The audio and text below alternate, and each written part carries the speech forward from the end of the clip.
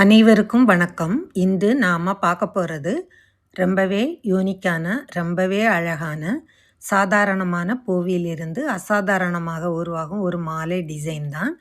இது சாதாரண பூ மாலை இல்லைங்க. எருக்கு பூக்களால் செய்த ஒரு அருமையான மாலை டிசைன். முதல்ல பூக்களை பறித்த உடனே மாலை கட்ட ஆரம்பிக்கக்கூடாது. கொஞ்ச நேரம் தண்ணியில் போட்டு வச்சுட்டு அலசி எடுக்கும்போது பூவில் உள்ள விஷப்பாலெல்லாம் நீங்கிரும். பூக்கள் நார்மல் பூவாயிரும். அதுக்கு அப்புறமா எல்லாராலையும் இந்த பூக்களை கட்ட முடியும் பயம் இல்லாமல். வீடியோவில் காமிச்ச மாதிரி க்ரௌனோட தலைப்பகுதியை நீட்டாக கட் பண்ணி ருத்ராட்சம் மாதிரி ரெடி பண்ணுறது இந்த டிசைனுக்கு இன்னொரு ஸ்பெஷல் டச்சாக இருக்கும். மாலைக்கு தேவையான இன்னும் சிறிது பூக்களை எடுத்து பூக்களின் இதழ்களை மட்டும் ரிமூவ் பண்ணி எடுத்து வச்சுக்கணும். இந்த மாலை கட்டுறதுக்கு ஹைலைட்டே நூல் தேர்வு தான். அவங்களுக்கு பிடிச்சது மாதிரி நல்ல கான்ட்ராஸ்ட் கலரில் நூல் செலக்ட் பண்ணி எடுத்துக்கோங்க. நூல் ரொம்ப மெல்லிசான நல்ல ஸ்ட்ராங்கான நூலாக எடுத்துக்கணும். நான் துணி தைக்கிற நூல் தான் எடுத்திருக்கேன். பெரிய நூல் வச்சு கோர்த்தோன்னா ருத்ராட்சம் கிழிஞ்சிரும். அதனால தான் மெல்லிசான நூல் எடுத்துக்கணும்னு சொல்கிறேன்.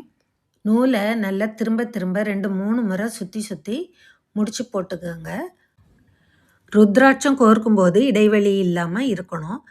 அதனால அதுக்கு தகுந்த மாதிரி பூக்களை நெருக்கி வச்சு கட்டணும். இப்படி நூலை திரும்ப சுற்றும்போது முதல்ல என்ன ஆகுது என்றால் நூலோட கலர் பளிச்சுன்னு தெரியும். அந்த கான்ட்ராஸ்ட் கலர் இன்னும் எடுப்பாக்கி மாலைக்கு ஒரு அழகான ஹைலைட்டிங் எஃபெக்ட் கொடுக்கும். அதே மாதிரி இப்படி சுற்றி கட்டுற முறையால் பூக்கள் அசையாமல் நல்ல ஃபிக்ஸடாக இருக்கும். லூஸ் ஆகாமல் இடம் மாறாமல் ஒவ்வொரு பூவும் தன்னோட இடத்துல நீட்டாக உட்கார்ந்த மாதிரி இருக்கும். முக்கியமாக பூவோட உருவம் ஷேப்பு அது மாறாது. நாம் கொடுத்த வடிவம் அப்படியே மெயின்டைன் ஆகும். இதுதான் இந்த டெக்னிக்கோட பியூட்டி. நூல் நெருங்கி டைட்டாக பிடிக்கும்போது பூக்கள் ஒன்றோட ஒன்று சேர்ந்து இருக்கும். கேப் இருக்காது, அசைவும் இருக்காது. ஃபினிஷிங் பார்க்க ரொம்ப அழகாக இருக்கும். எருக்கு பூவுக்கு ஆன்மீகம் முக்கியத்துவம் நிறைய இருக்குது. அதில் மாலை செய்து சாத்துறது இன்னும் ஸ்பெஷல். இது போல் ஒரு யூனிக் ஐடியா நிறைய பேர் பார்த்துருக்க மாட்டீங்க. அதனால் இந்த வீடியோ உங்களுக்கு பிடிச்சிருந்தா உங்கள் கருத்தை கமெண்டில் சொல்லுங்கள்.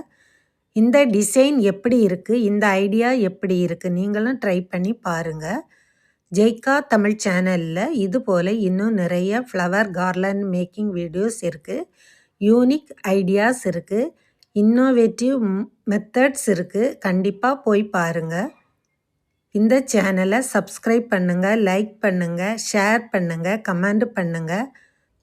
எருக்கு பூவோட தனிச்சிறப்பு என்னென்னா இந்த பூக்கள் சீக்கிரம் வாடி போகாது. இதோட இதழ்கள் கொஞ்சம் தடிமனாக இருக்கும். க்ரௌன் பகுதியும் நல்ல திக்காக இருக்கும். அதனால மாலை கட்டின பிறகும் பூக்கள் நல்லா ஹோல்ட் ஆகியிருக்கும். ஷேப்பும் மாறாமல் இருக்கும். அதிக நேரம் வாடாமலும் இருக்கும். அதனால பூஜைக்கு சாத்தும் போது மாலை ஃப்ரெஷ்ஷாக நீட்டாக அழகாக காட்சி தரும். இதுவே இந்த பூவோட பெரிய ஸ்பெஷல். சாதாரணமாக எல்லா பூவும் டிசைன் பண்ண யூஸ் ஆகாது. ஆனால் இந்த எருக்கு பூவோட ஒவ்வொரு பார்ட்டையும் தனித்தனியாக பிரித்து யூஸ் பண்ண முடியும்.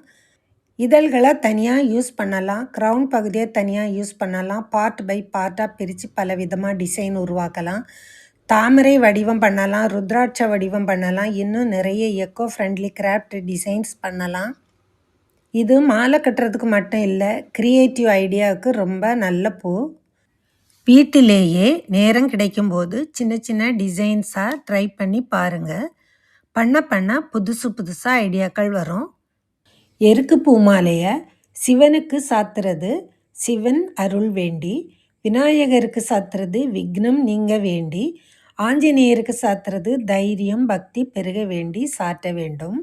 கைகளால் கட்டப்படும் பூ மாலைகள் இறைவன் திருவடியில் சேரும்போது அது பூவாக மட்டும் இருக்காது, அது மனசின் சமர்ப்பணமாக மாறிவிடும்.